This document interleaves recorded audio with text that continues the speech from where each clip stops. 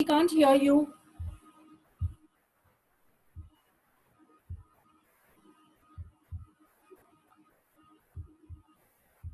Dheeraj, just see what technical problem he has. So Manav, can you hear us all?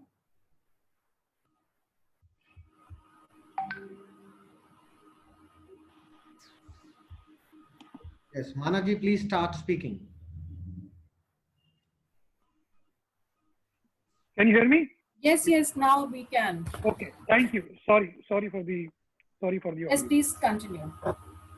Thank you, Taran, for the introduction. A very happy morning to all. Before I begin, I would like to really acknowledge and welcome each and every member and participant of Happy Hotelier Club who is there on this call today. Thank you for being here. Before I introduce the Happy Hotelier Club to you, I would like to share my personal experience with them. I've been following their episodes very closely and have participated in each and every webinar conducted till date. Happy Hotelier Club is responding to the present and pressing needs of the hospitality industry and making a real difference. Thank you, HHC, for giving me this opportunity. Ladies and gentlemen, it is my privilege to introduce the Happy Hoteliers Club to you.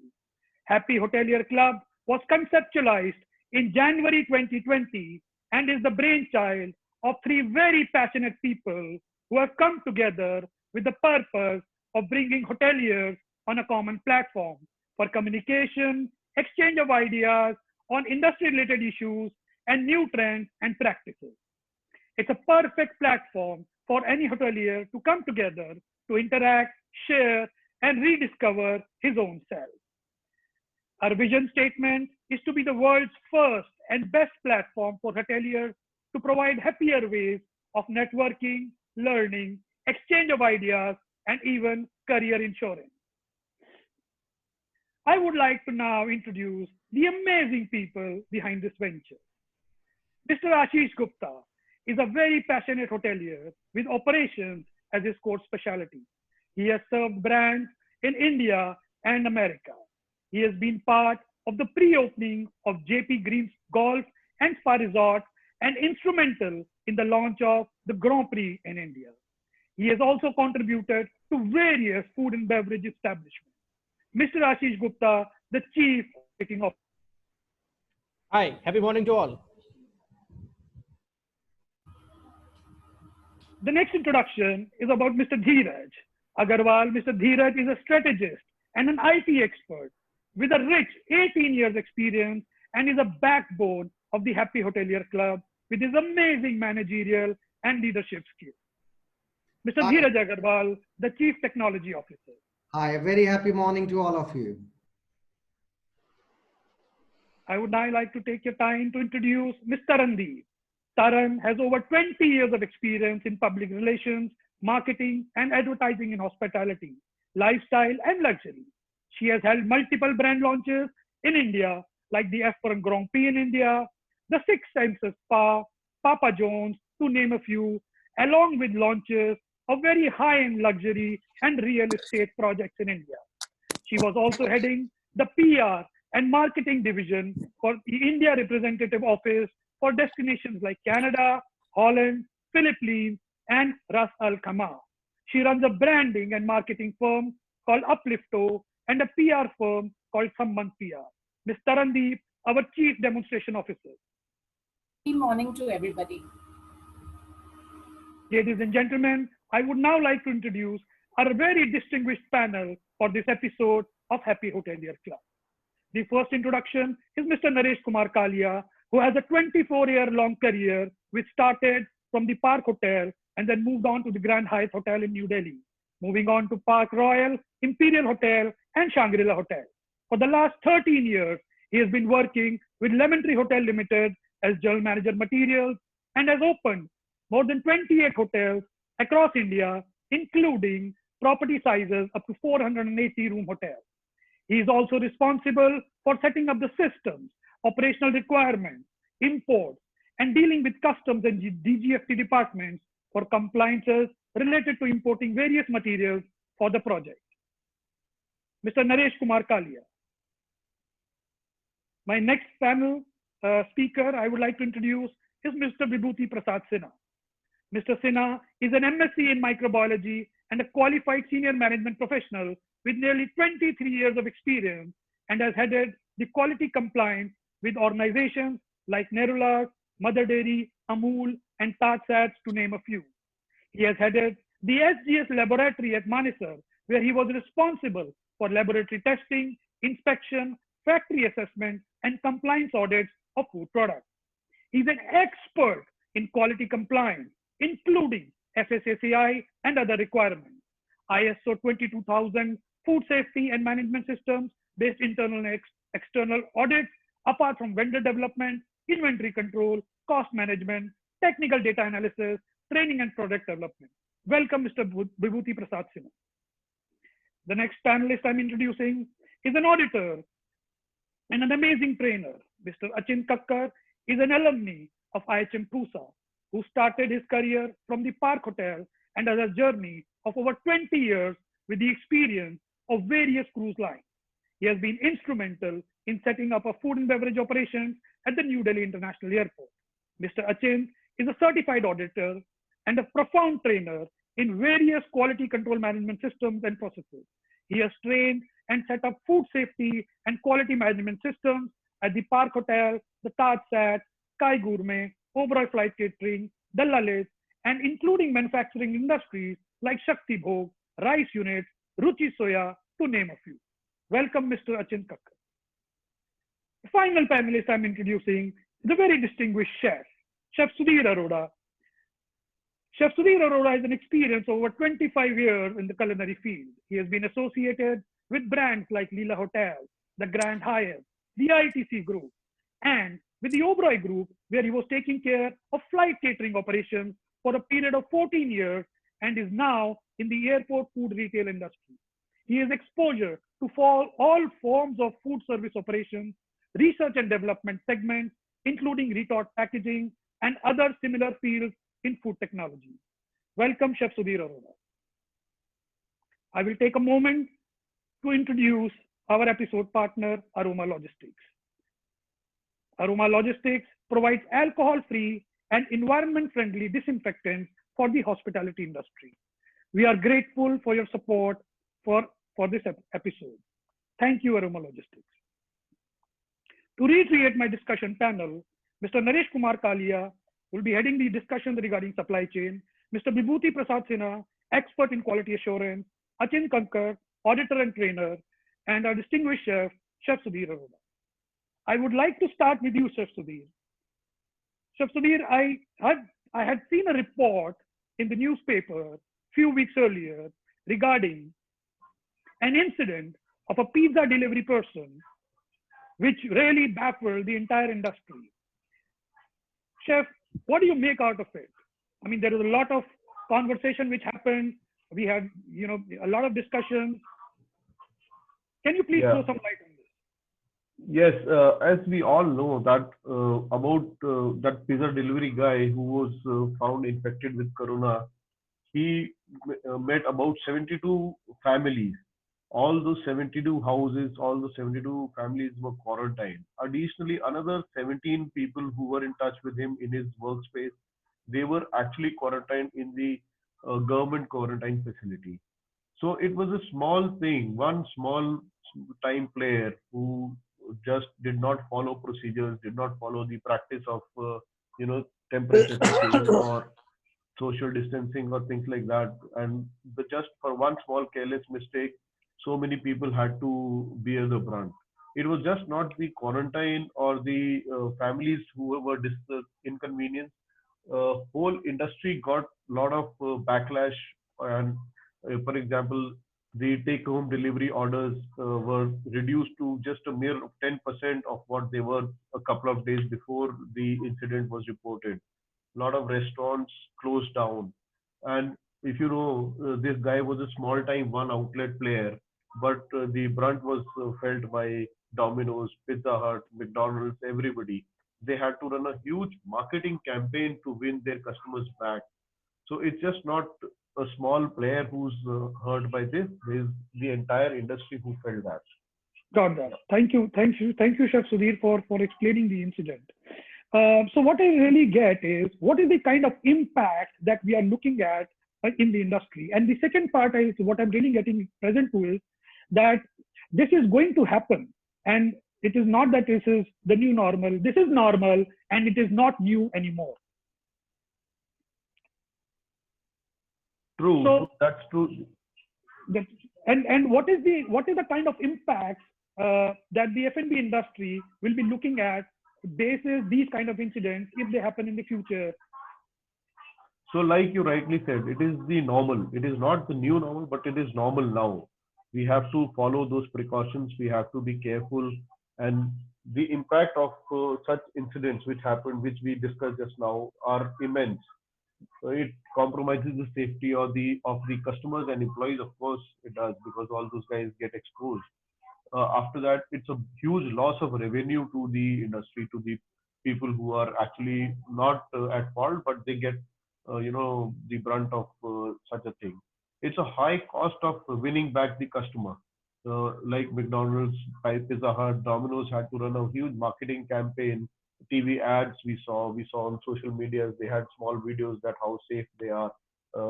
It's a huge cost, and of course a loss of goodwill. So people will never go back to that pizza joint again, learning that this was the one which actually impacted so many people, infected so many people. Got that, Chef. Thank you for explaining that. I would now like to look at that, Chef. If this is what we are going to deal with, what is the way forward? If this is what we are looking at in the future, how do we address? What is the plan? What can the industry do? So to go ahead, to move on, we need to do a few things which will streamline our operations. Like we have to have our infrastructure changes, which is called a prerequisite plan. It is a plan which has to be in place even before you start operations. Even before the day one of your operations, you have to have these things in place. You have to make sure that you have the right policies and procedures, processes which are called procedures, in place, so that you are aware and you know what exactly to do in what case. So you have to ensure you know the product and produce, how to handle that. And of course, handling of guests, employee, vendors, how will they enter, and when they enter, what is the protocol to be followed, what is to be done when they come to your outlet. So that's basically 4 pillars which we have identified for the guests and for the people and the produce to be done. Got that. Great, Chef. Thank you. So I would like to take this conversation now. The government is now opening the delivery outlets. Outlets can start doing the delivery. We need to do certain things in place. The entire industry needs to, every outlet needs to do that to start before we start the deliveries. I would like to start this discussion from the point of the entry of the material into the place. So from what we are getting present to the information available from FSSAI, there are 3 points of entries of the virus in every establishment. One, of course, is the guest. The second is the staff. And the third is the material. Right. Human beings you can still control. I would like to now look at how do we control the material, starting from at the point of receiving, to the storage, and to the issue. I would now like to bring Mr. Naresh Kumar Kalia into the discussion. Naresh ji, what are we doing in terms of purchase, receiving, and stores, and the entire supply chain? How are we managing that in the times of crisis, in this time of crisis? Namaskar once again to everyone, and happy morning. And thanks to HSE, the whole complete team who has invited us to showcase or introduce ourselves over here. So Manav, in the absence of the standard which should come from the government sides, whatever best we could do with the help of and with the experience of the people who are already into the industry, we have implemented certain SOP in the hotels. with the help of the chef, with the help of housekeeper, or with the help of our food technologist, or from the industry seniors people. So that are already in place. So answering your questions, like we now there is a huge need of educating everyone. Like first of all, we need to educate the people who are basically going to be deliver this product to our, who are the food handler who is going to be deliver this product at hotel point. They are hardly the educated. They are maybe the 10th class boy or the 9th class boy, or maybe coming from the rural places, who does not understand what is safety, security and hygiene itself only. So we need to educate first to them. We need to inspect the warehouses. We need to educate the warehouse owners how they need to pesticides their warehouses, how they need to do disinfection within their warehouses. Because since the last 2-3 months, very rare warehouses or very few people who are basically operating with the full capacity from their the warehouses. So some of the stocks is already lying since many days over there, which need to be basically disinfections, need to be sanitized, need to be segregated again, need to be reheated, or whatever process or the procedure are there. They need to be follow that, at least whatever best they can do. And like as a hotels or hoteliers, like once the materials comes to our hotel, then at the first point check, we need to be basically disinfect the vehicle who is carrying the material, along with some system which are already in place, like fumigating of or sanitization of the vehicle, including driver and the other staff. There is a need to also monitor because the vehicle which is coming on your premises, it is advisable, or if they can depute only one number's vehicle to your hotels, individual hotel, or to at least the itinerary where they are supplying the material. Because maybe suppose if in any area where they have more than 10 hotels, or the contractor is only one, so they can depute at least one vehicle, one staff, or the one teams to that particular area. There is no need to change the staff every day. So monitoring their health, it is very easy for to everyone. Otherwise, every day if they change the vehicle, every day if they change the staff, every day if they change the driver, it is very difficult to monitor their health record, as well as the sensitization of the vehicle. So first we need to monitor the health record of the people who are basically going to be entered in our hotel. So the first check, we need to check their temperature either through infrared thermometers, which is the essential first check. If the temperature is higher than the permitted degrees, then we immediately send them back to their house or warehouses, and immediately report to the the doctors or hospitals that they need to be quarantined immediately. Then secondly, once your materials comes inside the hotels, then following the laid down SOP, whatever the teams has been already adopted, or that has been laid down. Like suppose there are certain SOP which is for perishable item, there are certain SOP which are for grocery item, there are certain SOP which are for engineering items, and there are other SOP which are meant for the material which is coming from the long destinations, the places. So we need to be identify those items, like most of the time hotel consumes only the three things very in a volume size, like perishable comes every day, grocery comes every day, engineering items comes very near. So we also need to be change our mindset. Instead of ordering every day, we could plan our the requisition in such a way that we place our order maybe for 3 days, 4 days, so that the things which we are receiving at our hotel, and they get time for quarantines.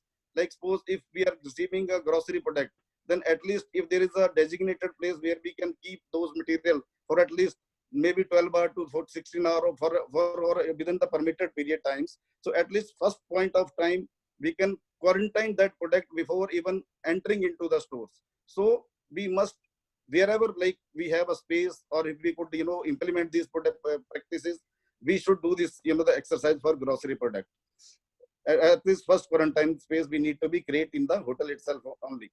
Secondly, when it comes to the vegetable sides, so vegetable is likely the virus is likely to remain on fruits and vegetable for 6 to 8 hours. If they basically exposed to heat, the virus stays on it for less than maybe 4 hours. If any case when one get vegetable from vendors, the general protocol should be that they should keep it outside for 4 5 hours or within the packet itself only, or maybe immediately they can transfer the material from the vendors basket to our own basket and keep them at least for 2 3 hours.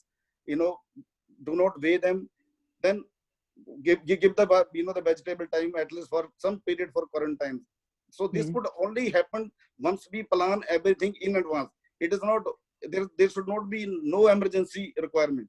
So once we have to think very differently means we need to have at least some time for logistics. We have to give some time to our vendor also, so that they can arrange our supply according to our requirement. And it could only happen when we preset our the requirements. उसने 2 कमरे ले Preset रखे our हैं, mind उसने कहा है So the vegetables, after that, there are certain policies which need to be followed. The vegetable are supposed to be soaked in the warm water first, then the chemical, then it should be sent to the user departments.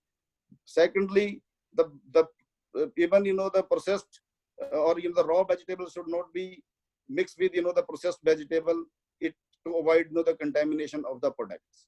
So these are certain SOP which we are following as a hoteliers, or like other things, like because the virus stay on the metals for long times, virus stay on other cardboard things for more times, and the things wherever we can do our best, we should try to avoid or to follow the system and procedures.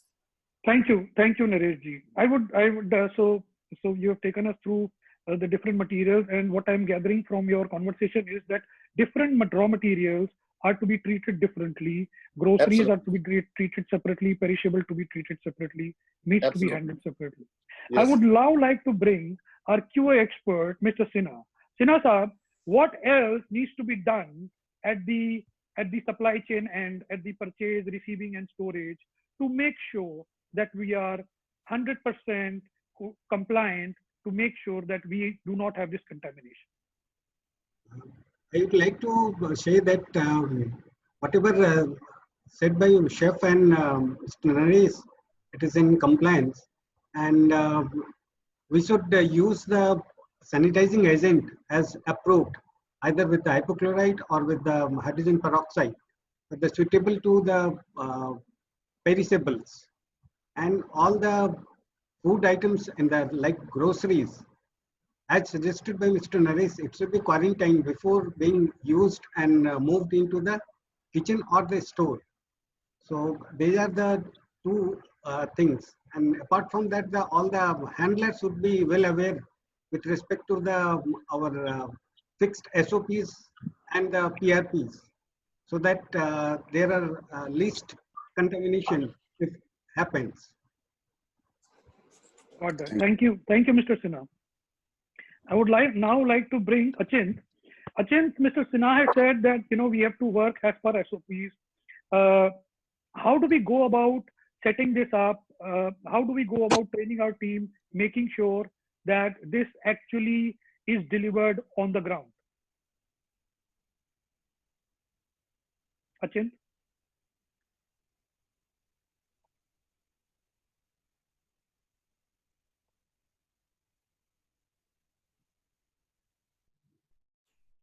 Achint, try speaking something. Yes, Achint, you there?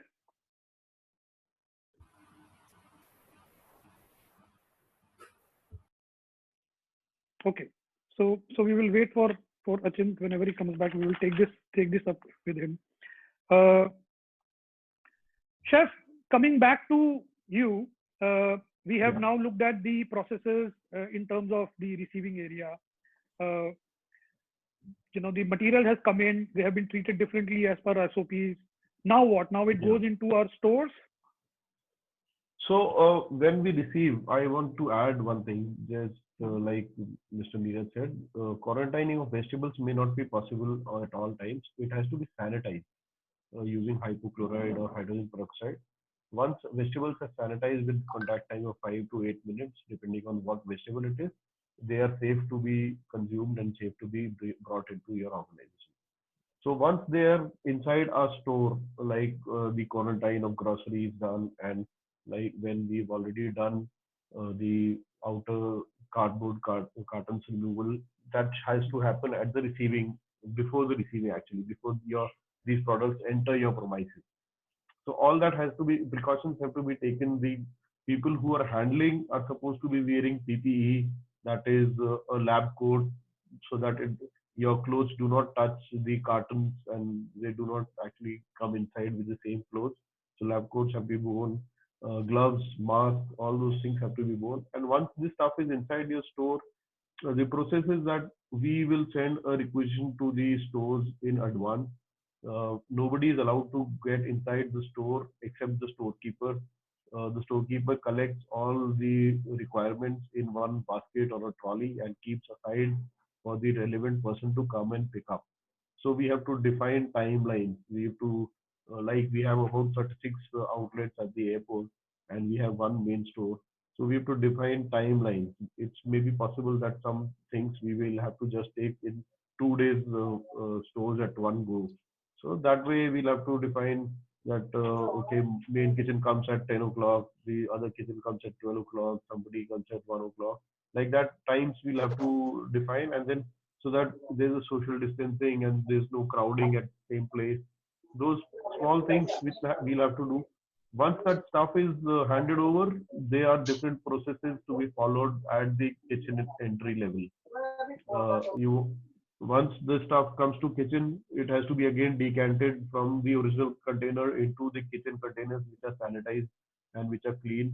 And those containers which were earlier there will not be allowed to come inside the kitchen. In my kitchen, those sanitized steel containers or plastic Cambro containers will be kept, which are, or they are already there, but now we'll have to be more focused and more careful that we don't bring any outside containers inside even. So these are Got that. small few things. Yeah.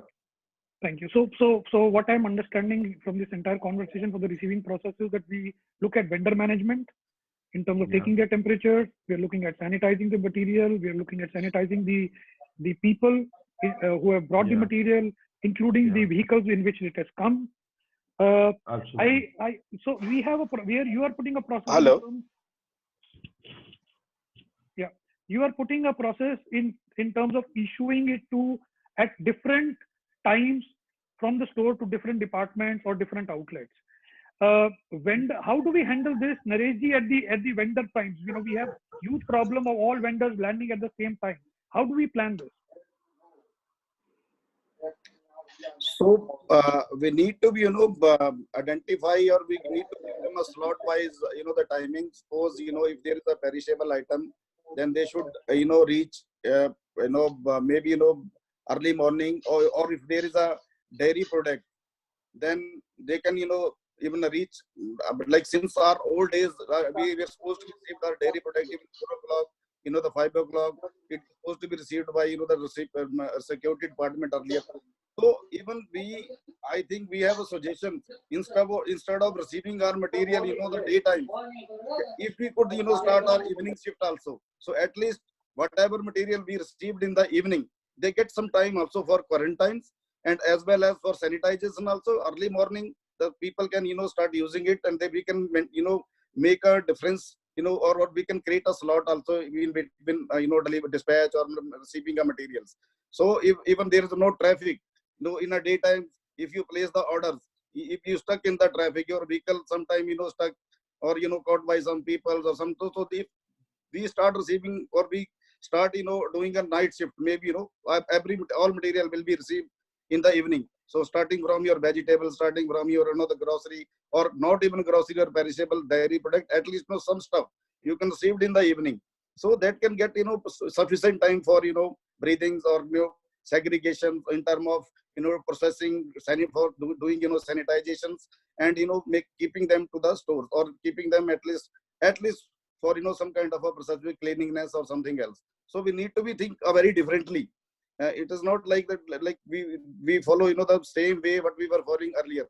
So we need to be think differently. We may, start our evening shift also, so that we at least create some time gap between receiving the materials. Otherwise, in a normal scenario, we could, make a time slot 9 to say 10 only perishables, 11 to 12 or maybe 1 to 2 may only the your butchery product, or maybe the meat and poultry products, and another third lot is only your fish and other products. Because if we received all these items all together, then there is a high chance of contamination. We cannot receive vegetable, chicken or fish all together. So we need to create a time slot between the receiving of all these materials, following the SOPs and the guidelines. Very nicely explained.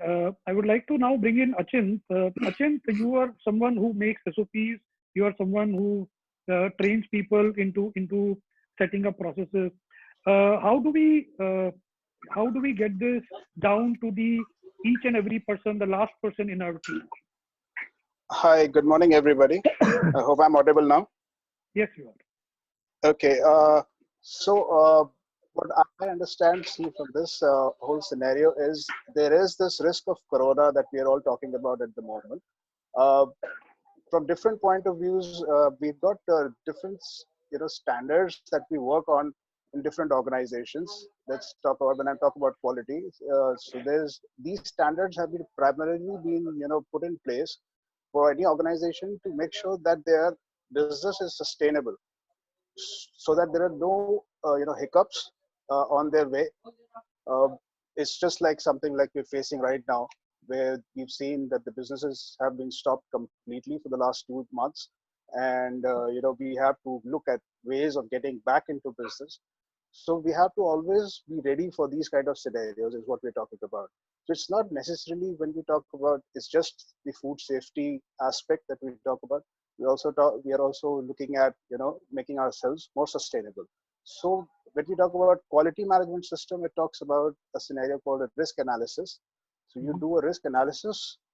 There's a very detailed process of how you get into it. You identify what the risks for your organization is. So let's say in today's scenario, it's coronavirus that you've identified as a risk. And then you have to come out with ways of, how to mitigate those risks. How do you meet them in the most effective manner, so that these things, even if they do happen, they, you're safe and your staff is safe. And so you put your SOPs in place likely. Similarly, in other standards, let's say of the FSMS, the Food Safety Management System, or you talk about FSSC for that matter, which is a more advanced system of the Food Safety Management System. You come up with all these. They talk about emergency preparedness and response, is what the other standards like the FSMS talks about. Even then, you still have to look at ways of what the emergencies are we talking about. So if you Achint, even if we get away from corona for a minute and we think about other emergencies that could affect our businesses, it could be an earthquake, it could be a fire, it could be floods, it could be anything tomorrow, not necessarily any virus. So we have to always be ready for these things and build in SOPs likely. So of course, everybody has been talking about ways of looking at things to be done now to fight corona, as in when the materials come in, how do you fight them? You check the staff, the medical records of the staff are there, and on a daily basis you follow up for the vendors or your guests. So different PPEs to be used by your staff in different places in the organization. So these things, of course, you have to build in very strong SOPs, which have to be followed by your staff and your as an organization all across, so that there's no loopholes, there's nothing left out for you. And that is what builds confidence, customer confidence in you, in your processes, in your organizations. And that is the only way you can pull them back in. So there was questions. I'll leave it for Manav to take it further for now. And then if there's anything. Thank you, Mr. Kakkar, for taking us through the entire process of setting up SOPs. Chef Sudhir, I would like to come back to you, that we have understood that what all needs to be done. Now, how do we really do it? Let's talk brass tacks. Let's talk the real basics. As a restaurateur, as a hotelier, as an owner of an F&B business, as a chef, as an outlet manager, what are the basic prerequisites which are required to even look at or to get in before starting the business? Yeah, yeah. So even before we start the opening of the outlet or the restaurant, we have to have some basic things in place. Uh, Starting from hand sanitizers to be placed, starting from partitions to be created, social distancing signages to be created. So there's a lot of stuff which needs to be thought of and done before, even before we start to think of opening the outlet. So like if receiving, if we have to start the receiving of goods, we have to have a sanitizing station there. We have to have a quarantine area for perishables or non-perishables.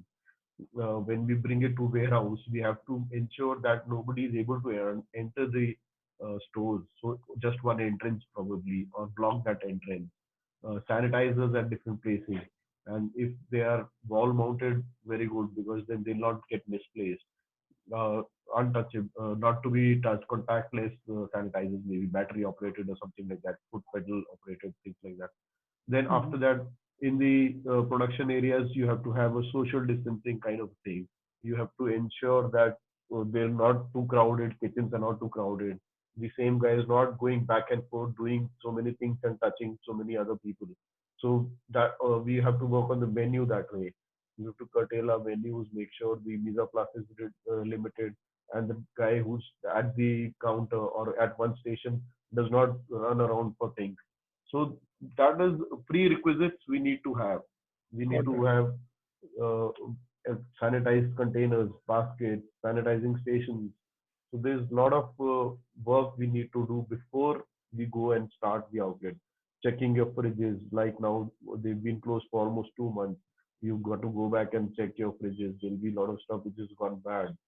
Gaskets of refrigerators would have been spoiled. You have to replace them. There's so many other things, cobwebs, maybe pest control, sanitizing of the outlet, so and so forth. Got that. Thank you, Chef Sudhir. I would now like you take the discussion that, you know, as a business owner, I have brought in the material. I have the prerequisites that you have said in terms of, you know, making the changes in the infrastructure that are required, the change in terms of the technology, getting digitized menus, contactless Yes, billing. I have yes, provided my team with the materials. You know, I have got the cleaning material, etc. I've even appointed a dedicated COVID manager. And we have, you know, as Achin said, you know, we have made the policies, and there is a policy. For example, if I were to take up a policy, for example, that every customer, every employee, and every vendor who comes into my property has to be and will be checked for temperature at the time of entry, and the same will be recorded. yes. Now, can you really tell me how to implement this policy? Because, you know, it's very good to have a policy like that, but how does it happen on the ground? So yeah, yeah. So when you make a policy, you have to make a process as well. So the policy, like you said, you have to make a policy that somebody comes inside the premises, temperatures have to be monitored. So that is one policy. How do we do it? The process is who does it? How, where is it recorded? When it is recorded, does somebody verify it? If there's a deviation, who does that? What happens if somebody who's coming to your organization has fever? What do you do with that? So you have to make that entire policy SOP and explain it to your people, train them that if you get somebody who has fever, what has to be done. He's not just to be told go back home and that's it. He has to be quarantined. He has to be sent to the doctor or the hospital nearest medical center so that he can be tested. So in case if he is positive, he does not on the way back, transmit that disease to so many other people. So that process has to be made. Once that process is made, then you have to ensure that there's a record keeping. You have to record the temperatures every day. Somebody has to verify. The dedicated COVID manager it will be his job to verify on a daily basis. Randomly, he goes and checks. Okay, that this guy came in. What time he came in? What was his temperature? Yesterday was his temperature noted or not noted? Things like that. That verification part has to be done. So that whole process will have to be documented trained to people, explained what to do in the case there is a deviation, and the team has to be, understood. The team has to understand that this is the repercussion if I don't do this. So all that has to be part of training, like Achint was saying. Got that. So Achint, chef has given a clear differentiation between what is a policy and what is a process. Now you are someone who has made these processes and trained people in those processes. Would you like to add something to this? Yeah, very well. It was very well explained by Chef Sudhir. Just to add a couple more points to it. When you make a policy or SOPs, the way we communicate them is also very important. Getting the word around what exactly it is. So communication is a two-way process. It's not only for staff to understand. It's also for the top management to communicate the same things to your staff members, to your guests, to your partners, to your stakeholders. Everybody needs to understand what your policies and SOPs talk about. If you're, I think there's some disturbance in there. Yeah. I would request the people to please mute themselves. Only participants. Only. Carry on. Dheeraj, can you please mute? Okay. So as I was saying, when we need to communicate everything, whatever. Let's say in today's scenario, if we make something, we need to screen all the vendors or anybody from the vendor side who comes into the property. How are you going to get it across to them? So you need to communicate it to them, maybe through an email. Maybe you get their supervisors into your property and train them, or there has to be some formal communication done so that they understand that this is going to be a norm and they have to follow this. So these communications are very important. So you write down, you display your policies, your SOPs. You can put them on or upload them on your website so that it is accessible 24/7 to your staff members, to your stakeholders, to anybody who can go onto the website and read them. So that's a good way of doing it. Apart from that, of course, you have your training programs. You have to enforce them. You have to, if required, you have to do repeated training of certain processes so that people are always up to date. And it is something that has to be ingrained. In times like this, when we're talking about Corona specifically, so people know exactly. It's like clockwork. When they come in, when they walk, before they walk into their property, they start thinking of this has to be done, and what is next, and how do we keep people safe? How do we keep people safe? How do keep myself safe? If even before they wake up, let's say they wake up in the morning and they're not feeling well, they should know that before I go in, maybe I should get a checkup done. Maybe I should report it to my supervisor or a doctor, or not just walk in there and then start. Once you are really sick, you start telling people that I'm sick. So these things have to be really taken to the staff level and explained to everyone. That is what needs to be done also. Thank you, Achint, for putting that in perspective. Chef Sudhir, if I can come back to you, that so we got the materials have come into the place. We've got them issued into the kitchen. How do we operate inside the kitchen? We have very small kitchens. Some of the outlets, there is not enough space. What is it that we will have to do in the kitchen, and how do we go about inside the kitchen?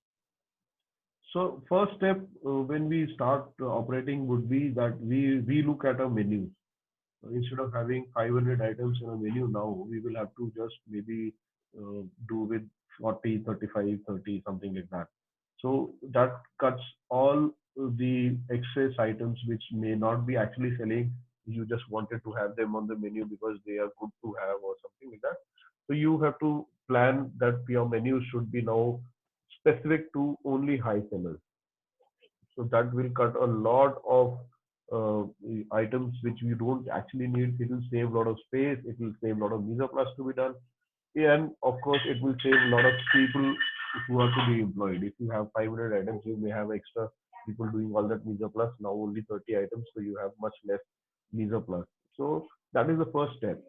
After that, you have to ensure that your mise en place is done in a way and kept in a way that they do not cross each other. The staff members do not cross each other. One person who's standing at one range or one section has everything available to him at all times. He need not go and fetch stuff over and over again. So that is one. There's a talk of creating separate sections for butchery, for veg prep, for pre-prep and things like that. But in a small restaurant, it may not be possible. So it's a good idea to do all the mise en place before the shift, sanitize the area, and then you start your operations actually. And there's something which I always tell my team that one very important, whenever we used to start with, when I started working with cruise lines and airline catering, the first lessons we were told was if you have to sneeze, you sit down and face the wall and sneeze. So not into your elbow or something like that. Stop using a handkerchief. So these basic trainings and basic information we have to teach our staff and ensure that they do not contaminate fellow workers, the food and the surroundings. So we'll have to, cut down on so many normal practices we used to do earlier. Now we have to move in the next direction, in the way Got forward. that. Got that, chef. Chef, I also want to understand really inside the kitchen in terms of operations. So there are range critical operations, there are non-range critical operations, and there is a pre-prep activity. Right. How do we handle social distancing when all of us chefs and cooks are working so closely together?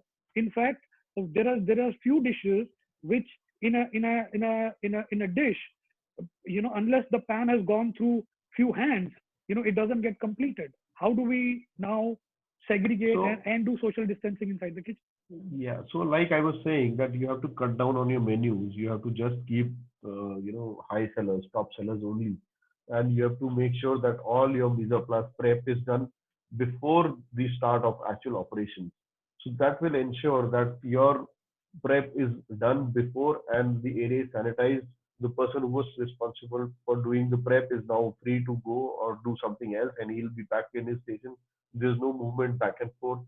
Similarly, like you're saying, a pan goes to 3, 4 people before actual dish is completed. So we have to make sure that either those menus are not there, those items are not there on your menu, or if they have to be there, they're really high sellers. So you have to keep your mise en place at one place, and only one person handles all that. One more thing I want to add here is that you will have to do away with raw garnishes. Sometimes we put dhania on top, mint leaves, parsley sprig, things like that. We'll have to do away with that also. It's a good idea not to add them and ensure that you only have cooked garnishes, maybe fried Got that. onions, beetroot, Great. crisp, Thank you. something like that. Thank you, Chef. So what I'm taking from your conversation, which you put in together, is that you have people who are working on the range, and they are dedicated people, and they will only work on the range. There are That's people who right. are doing the mise en place. Those people will only do the mise en place, Yeah, and they will not, mix up with each other, and absolutely. also do Absolutely. and also do their work at the given time. So mise en place has to be done Yes. before. Yes. Those people has will to be only done come right. in before.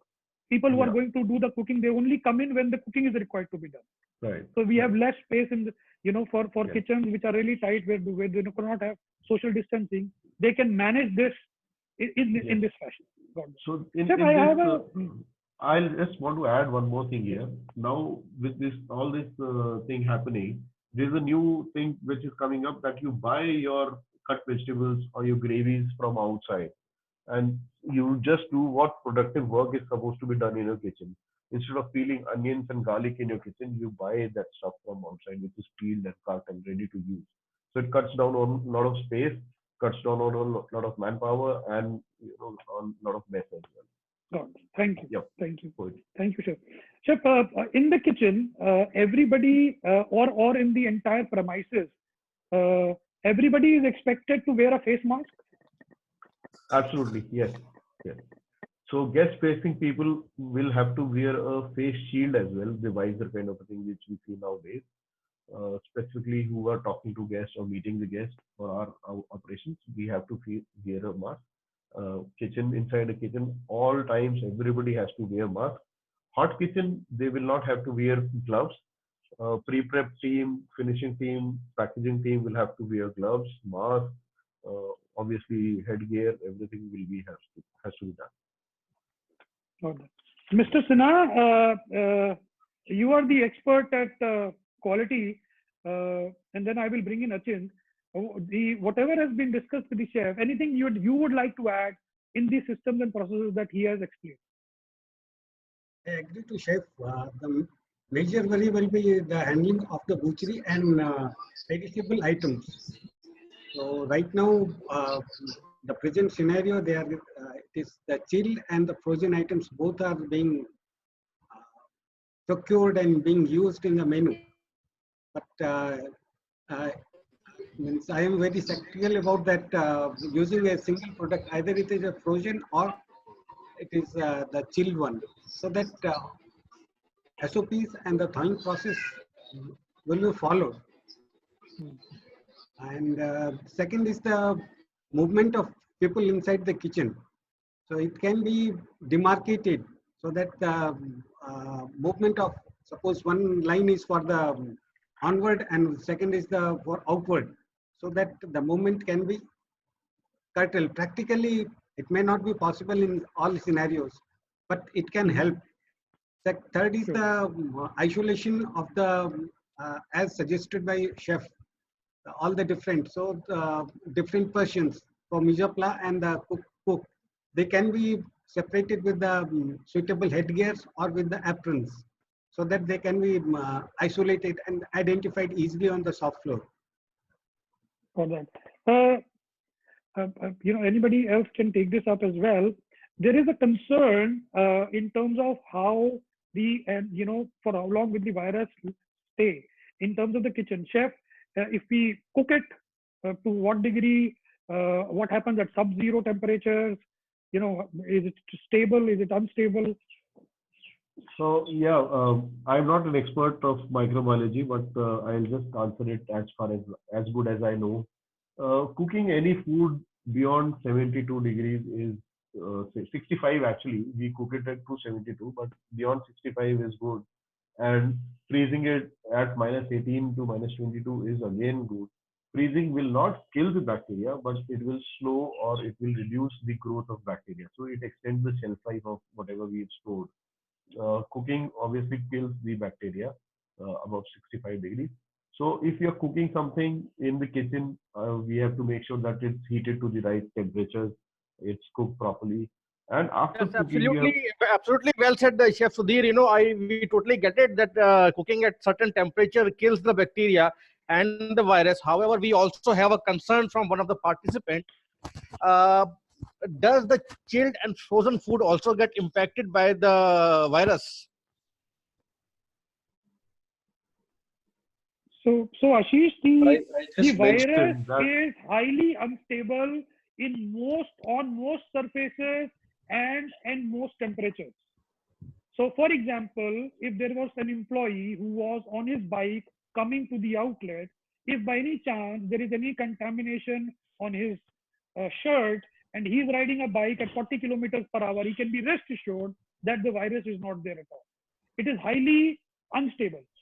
You leave it on a packing box, you leave it in the receiving area for 24 hours, it is not there anymore, because it requires a living cell to propagate or to live. On a dead cell, it doesn't stay. So answering your question, in a chilled environment, there is no contamination which can go from the food. It can go from the ladle, it can go from the hand, it can go from the container, but not in the food. I agree. And one more thing I want to add here is it is very, very unstable. That's why we are told to wash our hands every few minutes or half an hour something. So whenever the virus comes in contact with soap solution, it dies. It cannot, stay beyond some time. So wash your hands for 20 seconds. Rest assured, every half an hour, rest assured you are safe. Sanitizer, no sanitizer, does not matter. Wash your hands repeatedly. I certainly got that. However, we were talking about the food which are chilled or frozen. Do they really get infected? So if food is kept at -18 to -22, like I said, the virus or the bacteria does not grow, but it does not die. You have to cook it well to ensure that it dies. It will have a back. If it is contaminated, it will stay contaminated, but the contamination will not grow. It is basic principle of food spoilage and food safety. You have to cook well before you use, or you have to make sure that it is defrosted at under certain conditions and it is not touched by hand. So you have to follow some protocols. It's a different way of doing it altogether. Separate topic. It will take another few hours to talk about that. Yeah, but Ashit, did you get your answer in terms of what Sudhir said? Yes, I do. And there's another question from one of the participants. How safe are vegetables in the raw format, like in salads? This is from Miss Karishma. Yeah, please. I don't know who has to answer. Should I? Yes, go ahead. So if raw vegetables are sanitized properly in 100 ppm hypochlorite or hydrogen peroxide or hypochlorite solution with 5 to 8 minutes contact time, they are safe enough. Provided that after that they are not again contaminated. They're safe.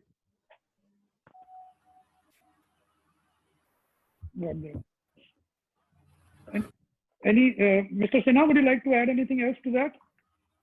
Apart from that, nowadays a lot of discussion is going on the proven activity of in-house use of baking soda and baking powder as well to sanitize all the fruits and vegetables before use.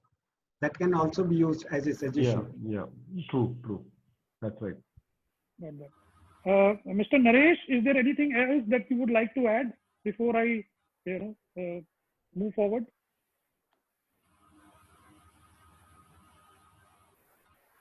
Manav, I think we need to take it forward with the participants and the episode partner to come forth and present to the panel and the participants who are there right now. It's very important that the episode partner presents their product. So let's do that. And then the participants who have some queries, we can take it up. Some queries have been answered, which were posted on the registration forms. So shall I, Manav, answered your question later on, or? Yes, no, Mr. Naresh ji, you can conclude so we can then move forward. Yeah.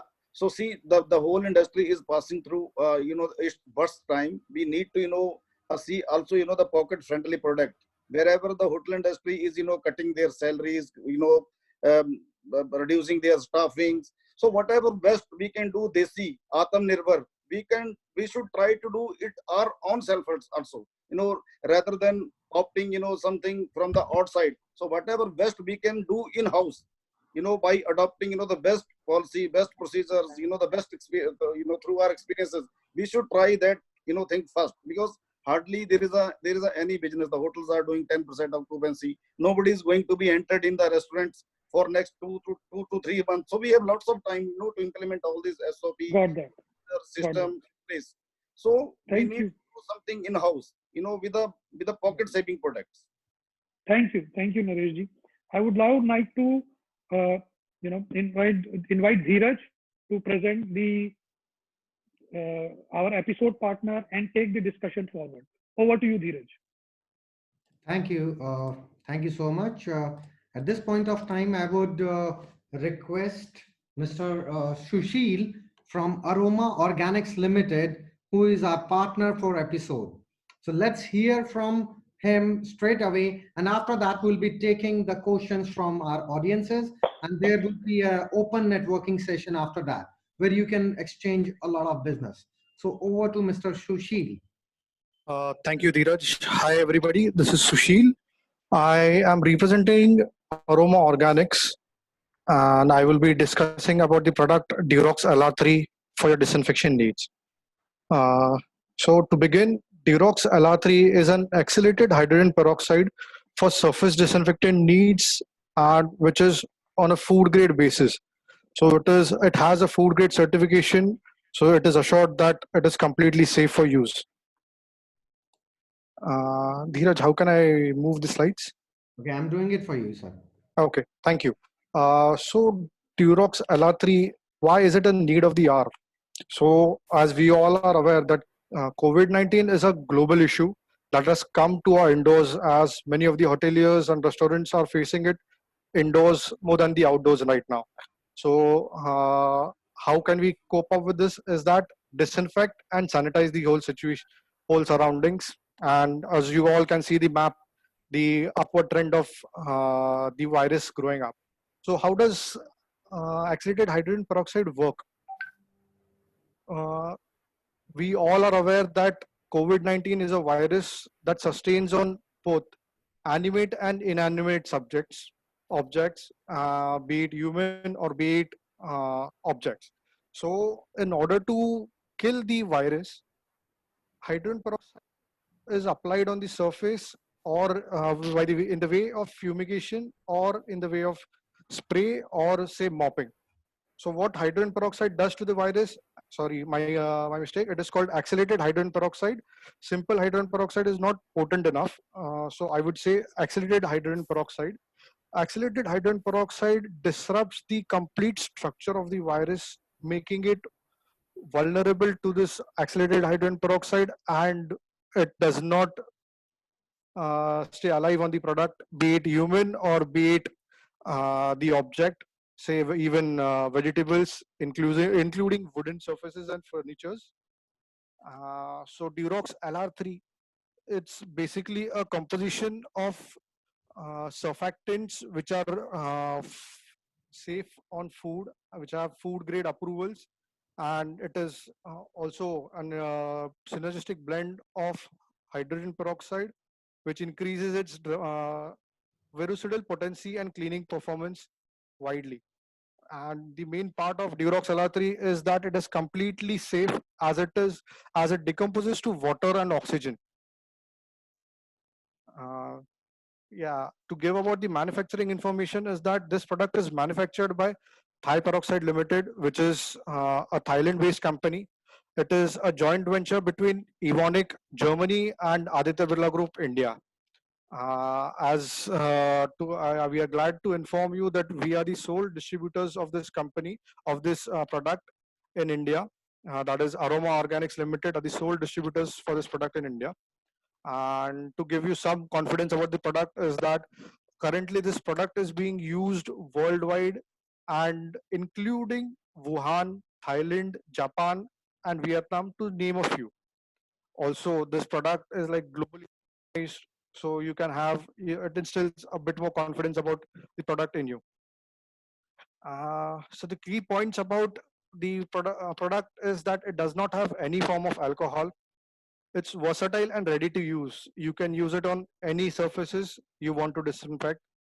The efficiency is like very fast. It gives you 1 minute sterilization of the surface. As I mentioned before also, it is environment friendly. It degrades to oxygen and water. Mainly this product is is formulated in such a way that it is safe for humans, so that no high grade PP kit is required. You can, even if it is exposed to your skin, it is completely safe, not at all corrosive or harmful. And of course, it is odorless, does not have a bad odor or like a pungent odor. So where all can you use this Durox LR3? So Durox LR3 can be used in any of your surfaces, say at your reception area, restroom area, common area, the lobby, the check-in counters, and the restaurants as well. One plus point about this product in restaurants that you can even use this product to disinfect your vegetables and other equipments, even the kitchen tables, so that you are assured that the virus does not sustain in any of your subjects or your consumables. One main point to be noted, or precaution I can say, is that you are not advised to use this product in a live kitchen where fire is going on, as this product decomposes into water and oxygen. Oxygen is more like as a friend for fire. So it is advisable to not to use in live kitchen. And again, the various points that it can be used is like entry points, parking touch points, X-ray machines where scanners are attached, reception lobby, toilets, bathrooms, kitchen, restaurant, bars, rooms and guest facilities, carpets, upholsteries, curtains, meeting rooms, and various other points. So how to use it on a hard surface? All you have to do is prepare a solution of Durox LR3 with water and put it in a bottle of spray, in a spray bottle or a machine, fumigating machine. Apply the same using a spray or the fumigation on the area. For fumigation, you don't need to wipe anything. For spray, you can simply wipe it and you're done. Your surface has been completely disinfected. For humans, where human disinfection is required, it has to be diluted in the ratio of 1:10 for machine tanks, where this can be sprayed on the human as well with no worries for human irritation or suffocation feeling. You can simply fill it in the tank and use it as a spray machine, as a disinfection tunnel on your guests, employers, on the entry point, or any other points you require or you desire.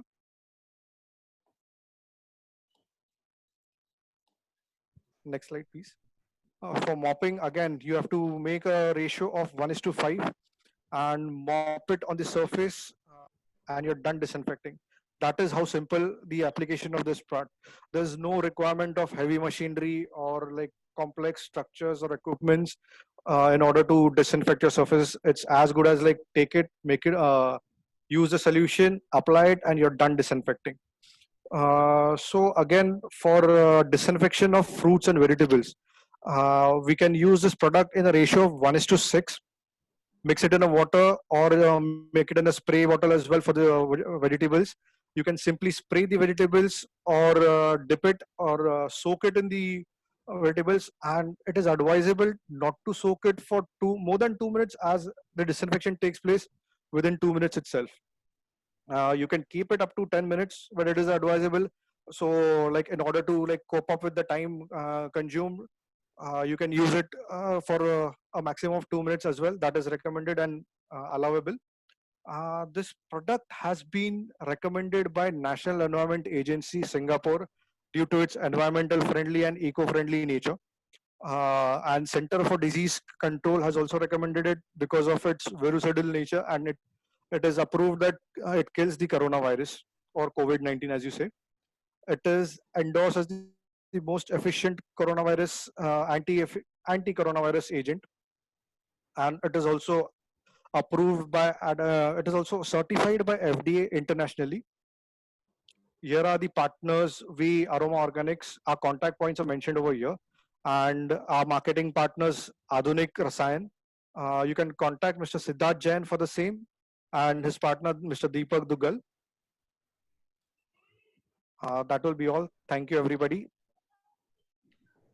Thank you, Mr. Sushil and Mr. Sardar, for bringing it to us. It's a fabulous product for entire hotel industry. Thank you. Thank you. Once again. So that's it, folks, from Aroma Organics Limited. Now the session is open for all our participants. They can ask our questions from our elite panel, the speaker panel. You can start unmuting yourself and start asking your questions one by one. Dheeraj, I just would like to add something to Sushil. So to all the participants here and these honorable speakers, this product is basically a multi-purpose product for all the hoteliers to use. So we have to understand, from disinfecting from the entry point to the kitchens, to the perishable commodity, to the soft surfaces, curtains, sofas, upholstery. You know, it works on everyone, everything, including the tunnels which we are installing at the entry points of the hotels. So I would request, if somebody has some further questions, they can reach out to us and we can give all the necessary information. Thank you so much, Dheeraj. I would request you if you can share your contact info in the chat box so that everyone can do it. I did already. I'm doing it once again. This is Karishma, and I would like to ask, I have attended one webinar earlier, and they said that sodium hypochlorite is not good to be used as it is very harsh on human skin and eyes. So what shall we do? And now you are suggesting it to use. So what shall we do? I'm confused. Ma'am, can I answer this question if the panel allows me? Because sodium hypochlorite is basically has been banned to be used on human beings. There's been recent notification by the government that this cannot be used on the tunnels. But if we are fumigating with it and we are swapping it, and it is like, and mostly now, as I'm a part of school and I'm a food manager there, So if we are using a tunnel to go into it, Ma'am, that's what I'm saying. It is not advisable. You are right. It is sodium hypochlorite is corrosive in nature, and it is not so. It's harmful for humans. So you should avoid that. I'd like to add over here, Ms. Karishma, as I yeah. mentioned over here, sodium hypochlorite is a disinfectant agent, of course, but it is industrial disinfectant, not on a personal scale or not on a human scale. So basically, sodium hypochlorite is a bleach which decolorizes its surfaces. Wherever it is applied, it decolorizes the surfaces. So what we suggest, you can replace your sodium hypochlorite with accelerated hydrogen peroxide. Mind you, I'm mentioning accelerated over here because hydrogen peroxide is not that potent. So you can replace your sodium hypochlorite with accelerated hydrogen peroxide, and you can be assured that it is completely safe and it is non-corrosive on your skin as well at a concentration of 0.5%. Okay. Yes, so you can be assured you can even disinfect your fruits, food materials, grocery surfaces. Mind you, packs. You can, Because the thing is, I will be dealing with kids, so that yes, is why I'm more careful in that case. definitely. In agreement with you, kids have the more sensitive skin than the adults. Yeah. So we can, it is clinically proven, and there are also studies. It says that 0.5% is completely harmless and it does not even cause suffocation, which in the case of sodium hypochlorite, there have been a lot of cases for the same. So you you mean can I use, should replace sodium hypochlorite जो with भी है कहना hydrogen नहीं बदल के peroxide, दोगे ना आप accelerated hydrogen peroxide. yes, accelerated. Mind you again, accelerated hydrogen Hydrogen peroxide, peroxide. not simple hydrogen peroxide. Okay. Okay. Thank you so Yes, much for answer this. thank you so much. Yeah. Karishma, you can further contact them for detailed discussion. Has he shared the number or? I will share my number on the message as well. In capital letters for all our audiences, right? Sure thing. Thank you so much. Next question, please, from any of the participants. Next question, please. Yeah, I am Karanjit Solanki. I want to know how to receive the ice cream in the hotels. Since frozen items can be revived and ice cream packaging is not that good, that it is porous.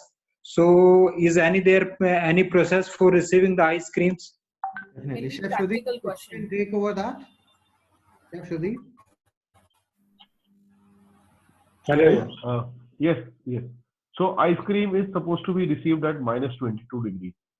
You have to make sure you receive your ice cream at that temperature and you keep it at that temperature till the time you're using it. So if it is done like that, no problem with that. But your cold chain you're receiving, your storage has to be at -22. Okay, but at the packaging, if somebody has touched the packaging, so will the virus survive on that? If one or two virus pieces are there, they will be there at -22, but they will not multiply, so it's not a problem. Okay, thank you. This is a great information, I would say, Sudeepji. So let's move on to our next question from any of the participants. So Sangeeta, how to receive non-vegetarian items, like we receive fresh butchery and we process it further. Fresh, not as in a chicken, the processed chicken that is fresh, we receive at 5 degrees Celsius of temperature, and then we further process it, vacuum packed it, and store it for 1 month. So how to sanitize in, can we sanitize in chlorine at 50 ppm or some other method is there? I'd like to answer over here. There's another product in the market available which is called peracetic acid. You can note the name down, peracetic acid. It is a highly efficient and sterilizing agent. It is like highly efficient and sterilizing agent. What it does, it's like completely eradicates all the viruses, germs to its DNA level. It breaks down the whole structure. The reason I'm mentioning it over here is because it has been already used for non-vegetarian surfaces, so disinfecting non-vegetarian surfaces for processing. So after this, you can completely disinfect with this with about 100 ppm of this product. You can also assure that it is made out of food grade material itself. So you can use it at 100 ppm, and you can be assured that there will be no contamination after that, and you can keep your processed food for as long as you want, or as your shelf life suggests. Yeah, that will be all. Okay, and after washing with this acetic acid, Peracetic acetic acid. acid, Yes. we Yes. need to wash it with the potable water also, or like giving a wash with peracetic acid would be enough. It is enough. You don't need to rewash it. Okay, thank you. Yeah, I have a question actually. Okay. See, this is the methodology we are using is the prevention actually. We are trying to prevent the virus coming into our premises. But the question is, there are three, what you have already told, there are three P's involved. That is people, and there is a product, there is a employees actually. Three people who can bring it into our premises.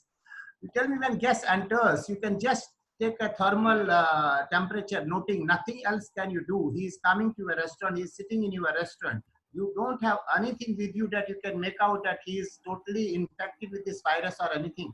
So how we will ensure that the person who enters our premises is not infected? And even the person who is delivering us, it is very, very difficult, because these things are very, they are remaining asymptomatic for 10, 15 days. There is no symptoms also. So how we will ensure it? Till time we are just taking the initiative that is only prevention, there is disinfection, sanitization, nothing else. But the people are coming in, people are coming into your premises, they are delivering the things, people are coming on the work, they are coming from outside. It can stick, the virus can stick with their hair, virus can stick with their outside clothes, it can stick anywhere. So how to ensure this? That is my question. I'd like to answer that, Mr. Nisar Ahmed. This Yes. is Sushil over here. Yeah. See, there are unavoidable circumstances. You cannot control the outside environment, right? So what, in case of people, there are fumigating tunnels, or as it is commonly called as sanitizing tunnel. So that is available in the market, where you can simply disinfect it, disinfect your entry point, so that none of the people who are coming inside your premises will spread the virus.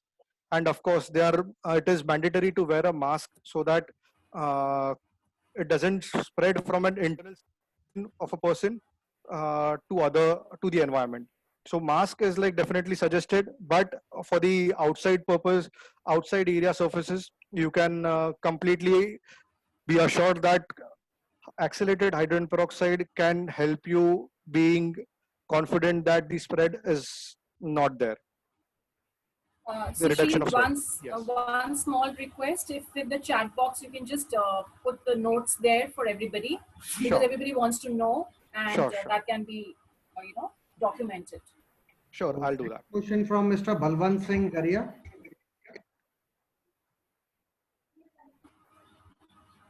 Mr. Balwant, you there? Mr. Bhuvnesh, you can take your question. Bhuvnesh Singh.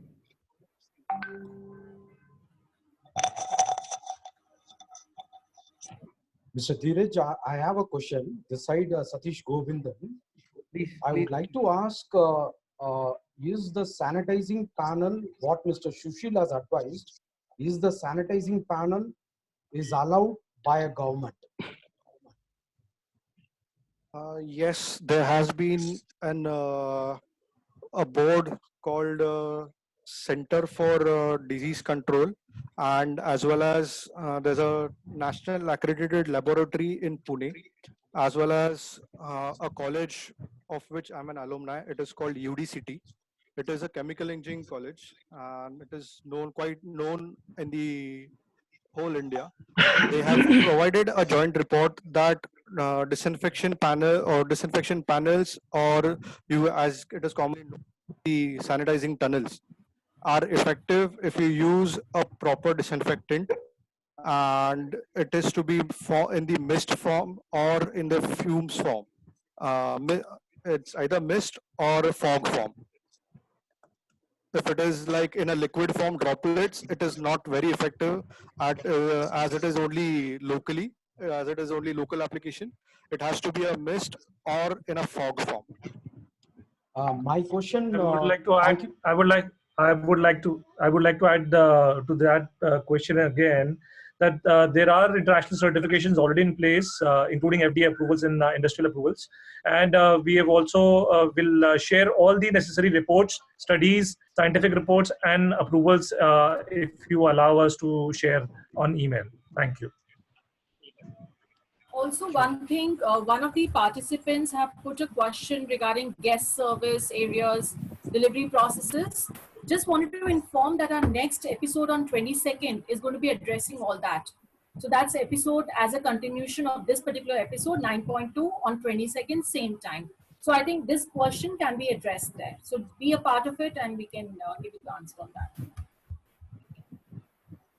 We'll be taking a lot of questions on food safety and hygiene from the perspective of packaging and delivery in that particular episode. Anybody has any questions? Any more questions? Okay, hi sir, this is Hari here. So I have one question because in our 4P, one is on people. So we are following so many preventive measures in our restaurant and our kitchens. But do you think anything else is additionally we need to add it, like on particular frequency should we send our employee for COVID testing irrespective of negative also? So in that case, do you suggest anything? Mr. Sinha, would you like to take this question?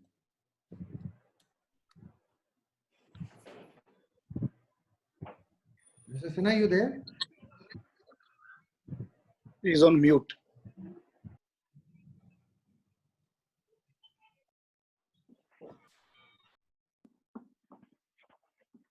Manavji, would you like to speak on that? There is some audio issue. Can you please repeat the question? Yes, sir. Fine. As of now, we are following so many preventive measures which is circulated by government. But additionally, as a part of a risk mitigation plan for our employee, should we need to arrange for any kind of COVID testing on particular frequency in our site? There is FSSAI is in the process of making these guidelines, and the same will be shared in this episode soon as we have it. Okay, so government is in the pipeline of this? Yes. The Food Safety and Security Authority of India, FSSAI, which makes rules and processes for the hospitality industry and all food-related material and companies, is making these guidelines, is putting these guidelines in place. How often you need to get your employees tested, your delivery people tested. Right now, none of the F&B establishments are open for service. So you cannot serve people in your premises, but but they are open for delivery. And that is the endeavor of this episode, to get the current existing organizations and outlets to be delivery operational, to be COVID compliant and be operationally ready to deliver. And as the FSSAI rules comes, there is new notification which came on Saturday last week. So they are upgrading and sending us the information almost on a daily basis, and we are incorporating that into our episodes and updating all the HHC members and our participants about whatever is the new information available. Okay, thank you so much. More questions from? I have a question.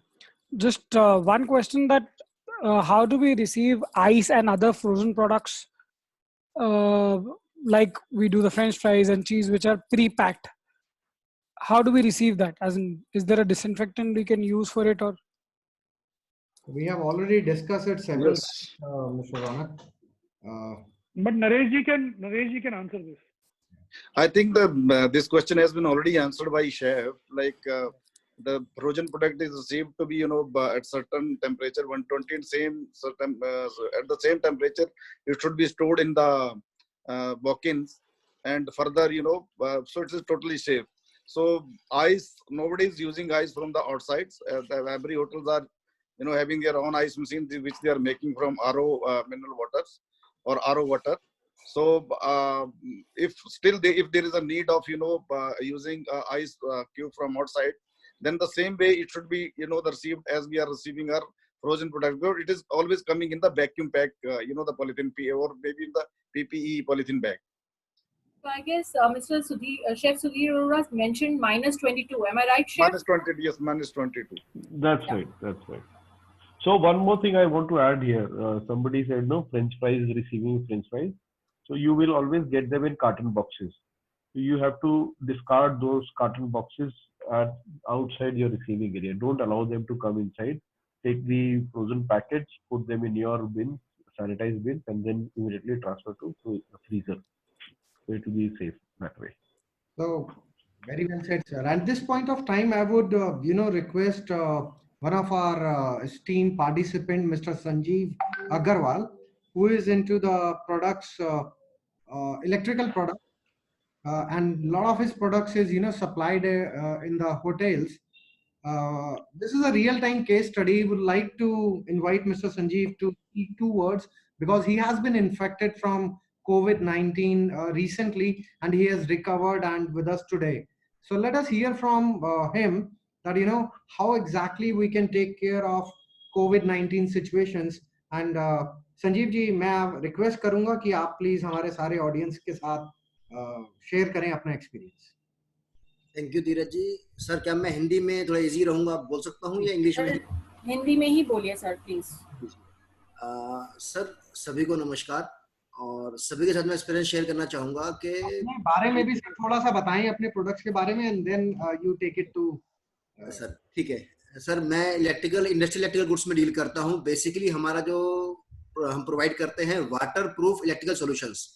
आप कोई भी hotel, कोई भी industry ले लीजिए, सब जगह पे मॉइस्चर या पानी की प्रॉब्लम रहती है। नॉर्मल 5 स्टार होटलों के अंदर, किचन्स के अंदर सबसे ज्यादा प्रॉब्लम रहती है कि जिस टाइम पे हम लोग वॉशिंग करते हैं तो इलेक्ट्रिकल इक्विपमेंट्स या जॉइंट्स हमारे खराब हो जाते हैं। तो हम वो सॉल्यूशंस प्रोवाइड करते हैं कि आपका वो वॉशिंग के टाइम पे आपको कोई भी इशू नहीं होगा। इवन जब आप डिस्कनेक्ट करते हैं तो प्लग ओपन रह जाता है आपका। हम जो प्रोवाइड करते हैं वो IP65 water proof 100% certified German products हैं, और आप उनको सर्टिफाइड तरीके से यूज कर सकते हैं। No issue in using, and even live condition के अंदर भी अगर आप उसको वॉश करते हैं तो प्रोडक्ट्स ऐसे हैं कि आपको पानी की प्रॉब्लम उसमें फेस नहीं करनी पड़ेगी। मॉइस्चर या शॉर्ट सर्किट या sparking any other electrical accident से वो सेव करता है हम लोगों को। और अदर बॉक्सेस भी हैं, मैनी अदर सॉल्यूशंस हैं, तो वो एज पर रिक्वायरमेंट कस्टमाइज भी हो सकते हैं।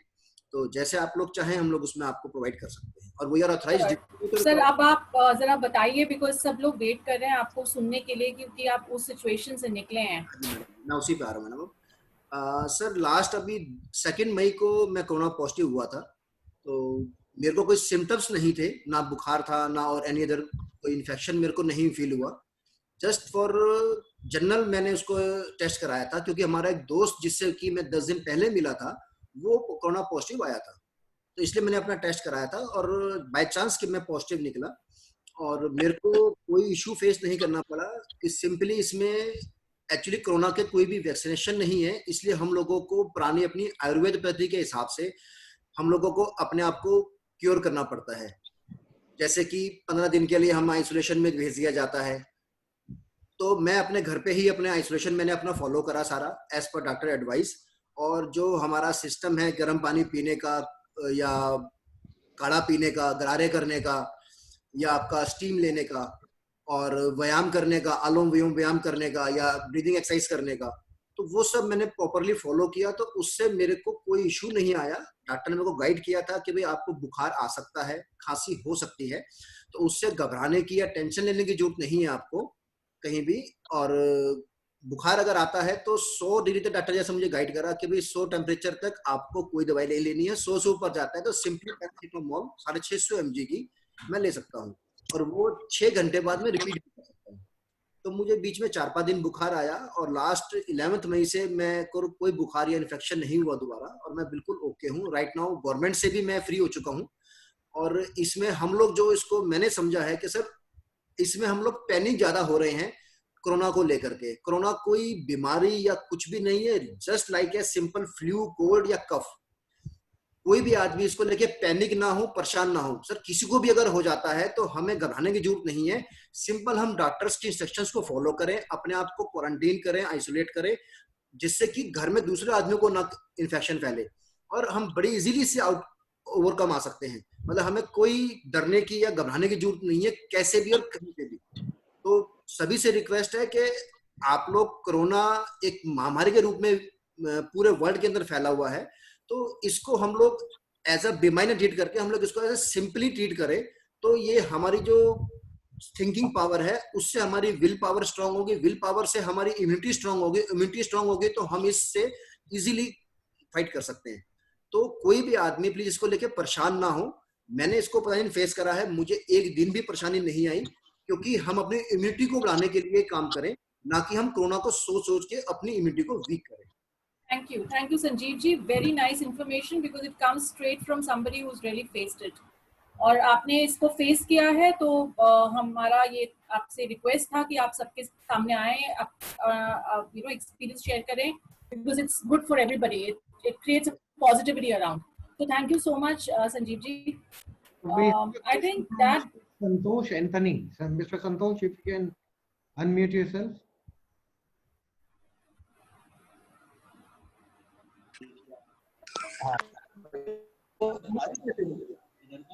Mr. Santosh. I was just having a doubt regarding the virus, the COVID virus. We said it will be inactive. The virus will be inactive in the frozen product if you store it. I'm not able to understand you, sir. Your voice is hardly audible, not understandable. One. Hi, am I audible now? Yes. Okay, so I was saying we were told that the virus becomes inactive if it is in a frozen temperature of -22. So inactive doesn't mean the virus is being killed or nullified, right? So when that frozen product reaches a certain temperature, the virus would be active again. So should we not not take a chance of not using frozen product, especially for in the industry where the Japanese cuisine comes in, like sushi, sashimi, where the frozen product are used and consumed as it is not uncooked? Yes, Mr. Santosh, you are right. It depends on your personal choice. If you don't want to consume it, it's okay. But if you're talking of food safety, if the temperature is maintained at that level, it is not a problem. So you don't want to consume frozen products, that's not a choice. That's your choice. And if there's things like French fries or patties which are frozen, they have to be cooked anyway before use. So they are reaching that temperature. Well, no, it's not a question about wanting or not wanting. The question is about the handling of the virus. So, not... Mr. Santosh, that way, that's obviously very, very personal question of asking who wants to eat a sushi. If as a chef, when I am using sushi or similar products, I have to take all the precautions. Sanitizing of knives, chopping boards, surface, wearing gloves, mask, and obviously the temperature of the food product when I'm making it, when I'm serving it. So when I'm doing all that precaution, I can assure it is safe to eat. But obviously, if the guest does not want to eat, we will not give him that way. You understand? Okay, so I think it was a wonderful session today where we had a lot of questions and we have got some expert comments from our elite speakers like Mr. Sinha, Mr. Arora. And at this point of time, I would like to tell that if you have left out with any other questions, you may reach us at info@happyhotelierclub.com. You can post your questions there. Our experts would be happy to send you a mail back with the answers. And let me just tell you and share the fact that we'll be continuing this episode more on packaging and food safety and hygiene on 22nd of May. That is episode 9.2. And yes, the sponsorships are open for episode 9.2. If you want to promote your brand during the episode, you may reach us at the numbers mentioned below. And you can also reach to us to become a member, a regular member of Happy Hotelier Club. So thank you all of you for attending this week's session. Keep healthy, keep safe, stay at home. Bye-bye and take care for the day. Bye-bye all. Thank you, sir. Bye-bye. Thank you. I Bye-bye, would just sir. add Thank you. one Thank you so line. much, sir. Please like us on Facebook and also put your comments or testimonials, if any. If you like this episode of today, kindly acknowledge it, kindly let us know. Please put your comments on it. We would love it. Thank you. Thank you. Thank you. Bye. Take care. Thank you so much, man. Thank you. Thank you for the wonderful session. Thank you. Thank you, ma'am. Thank you. Thank you, sir. Thank you. Thank you.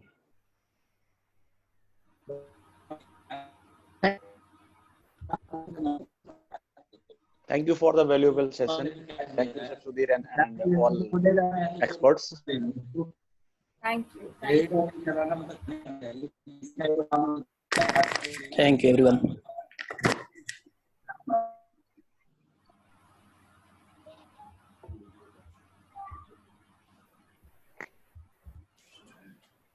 Thank you on behalf of Lodi. Thank you very much. Thank you. Thank you all. Thank you. Bye-bye. Bye-bye. Thanks. Thank you.